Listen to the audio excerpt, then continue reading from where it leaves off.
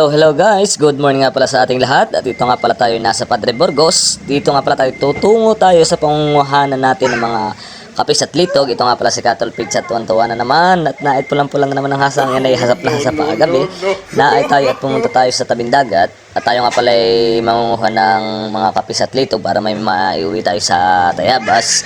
At ito nga pala guys, sa pangulihan natin na medyo malapit lang dun sa bahay ng aking biyanan.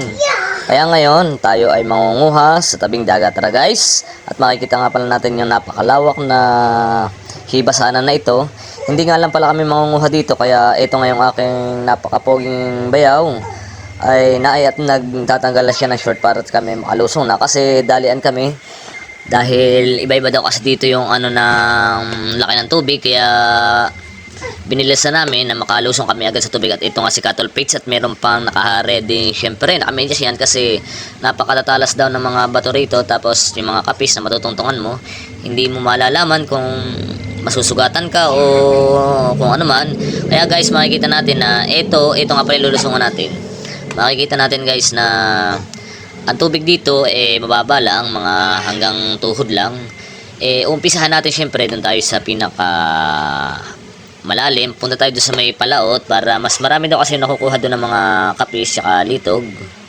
At ito nga pala ay hindi yung pinakang unang beses namin na nanguha dito ng kapis. Ito nga pala ay pangalawang beses na namin, kaya hindi na sa amin bago yung pangunguha ng mga ganaring kapis saka Mamaya nga pala guys, makikita natin sa pag-ahon, makikita natin yung mga huli natin kung anong klase yung mga kukunin nandito. Ito yung mga kapis na napakasarap, na para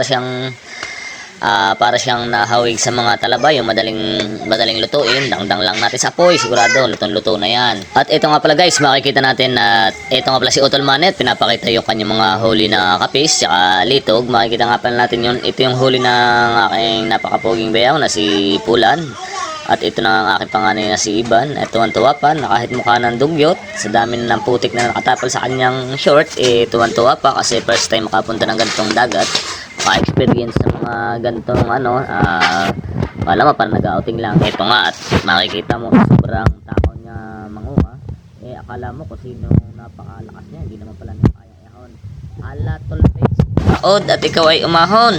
Dadami-damihan ng huli. At nga pala guys, at makikita natin isang timba nga pala yung nahuli natin na lahok-lahok yan. May may litog kung tawagin, tapos yung kapis, sama-sama na yan guys. Makikita natin yung yan. Ito na nga pala yung tatas ko, yan yung kapis guys. At ito nga pala yung makikita natin, yan yung tinatawag nila sa atin, sihi tsaka litog. At ito nga pala guys, at nakagayak na nga pala kami, ready ng tropa para tayo makauwi na. At ito nga pala ay tatahakin naman natin yung paglalakad din sa medyo mahaba-haba yung ating ruta. Kaya makikita natin guys na itong ating si Utol Manet, kala may maglalakaw ng litog din sa daan. Ito nga pala guys, na dadaanan natin medyo malayo-layo din. Hindi rin naman basta-basta yung ating nilakad na papunta rin sa tabing dagat. Kaya ngayon, ito at mga nabuhayan na ng loob kasi tatawid na tayo dito sa malalim na ilog natin. Ito nga pala guys yung aming dinaanan kanina. Ito nga pala ang tubig na ito ay kating-kati pa kanina. Halos mga hanggang talampakan lang yung tubig. Pero ngayon, pagbalik namin, di namin sukalakadlain na lalaki na pala yung tubig.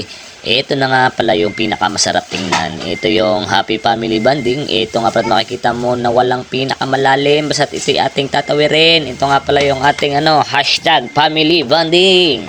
At yan ang mga Cattle Page, medyo tayo nabubuhay na ng loob dahil malapit na yung ating yung ating ruta para tayo makauwi. Ito nga pala yung ating mga tropa na masasaya na. Kanina nga ay putlang-putlan at mga gutom na, pero okay na at nabubuhay ng loob kasi pauwi na tayo.